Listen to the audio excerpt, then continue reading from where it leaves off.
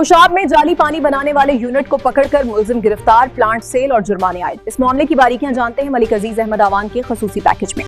खुशाब में Punjab food authority ने जाली और गैर कानूनी लेबलिंग के खिलाफ कार्रवाई करते हुए मारूफ कंपनियों के नाम पर जाली पानी तैयार करने वाला यूनिट पकड़ लिया। भारी मिकदार में सामान कब्जे में ले लिया गया और मुलजिम को गिरफ्तार कर लिया गया। मजीद तफसीलात मलिक अजीज अहमद अवान। वादी असून नौशेरा की इस रिपोर्ट में खुशाब में पंजाब फूड अथॉरिटी ने जाली और गैर कानूनी लेबलिंग में मुलविस अनासर के खिलाफ बड़ी कार्रवाई की है।